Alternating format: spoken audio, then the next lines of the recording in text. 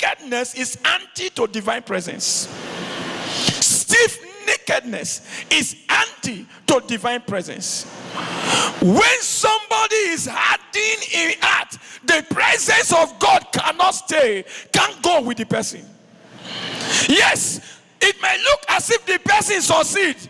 It may look as if things are coming.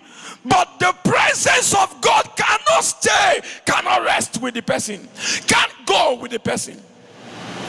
We will be looking at some of the evidence of divine presence. But when you are stiff-necked, you can't accommodate divine presence. What is stiff-neckedness? A person that is stiff-necked is a person that has a hardened heart.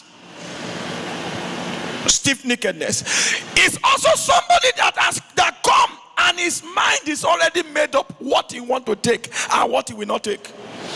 There is nothing you will do that is ready to be receptive. A stiff-necked heart is an unreceptive heart. So when a man's heart is stiff-necked, the presence of God can stay. The presence of God can go with him. And you will not value the difference between somebody who is blessed and God's presence is going with him and somebody who is blessed without God's presence. Remember, we have two kinds of blessing in Joshua. God made us to understand. He said, and you will have sources, but this one will be good sources. So there is the sources that is not good sources, and there is the sources that is good sources. So you must settle your mind to allow God's presence. You must settle your mind to be receptive to God's presence this season, so that whatever looks like sources in your hands can become a good one. Do you understand what I mean? There is a reason why I'm saying this, because not all sources is good sources. We'll be talking about that in the process I'm trying to open. There are people who are successful today, they die tomorrow. They don't enjoy it. They only become successful for somebody to take. Don't forget that the success you are celebrating and others are eyeing it. So when the presence of God is not with a man, the man is in danger. So stiff-neckedness. Number two thing that is anti to divine presence is a wicked heart. Heart that is wicked. An unrighteous heart.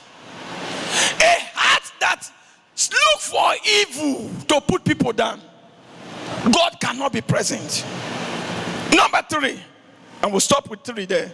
I might explain all these things in this process this month. Number three is a heart that is full with too much ego. Egoistic-minded people. Too proud to be humble.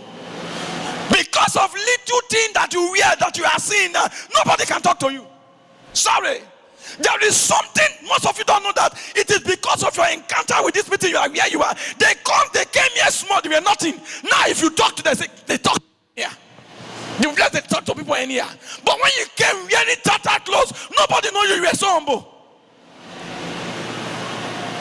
You are not driving a jeep, they can't talk to you.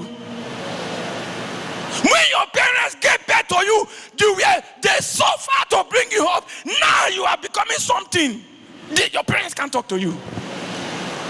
The presence of God can't maintain that place.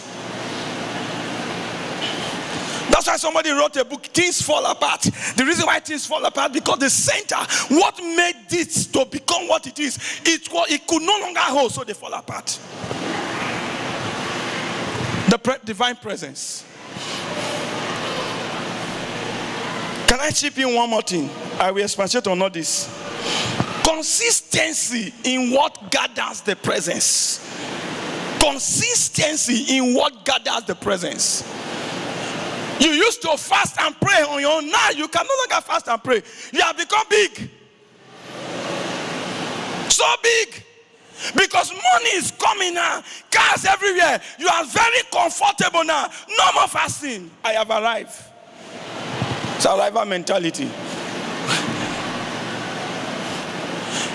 Inconsistency in doing what you're supposed to do to grow the presence. There are many walk in supernatural that are no longer walking in it.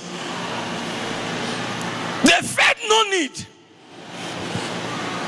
I once had somebody that was close to me, probably studying my lifestyle in an indirect way to discourage me. He was telling me somebody that I know is successful, carry God's presence. You know what he was telling me? See, that person don't pray long, go.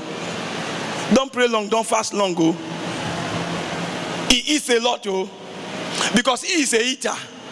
And when he's around me, maybe hungry. Most when we are moving, he hardly see me. So probably he's discouraging me so that he can be eating comfortably in my presence. A pastor. And the person is talking about, he don't know that I know the person before him. Say, don't pray, you only consume the word. Consume the word without prayer and fasting will limit your because the Bible said there is a kind that you can't deal with except fasting and prayer. He was telling me that's why you must be careful.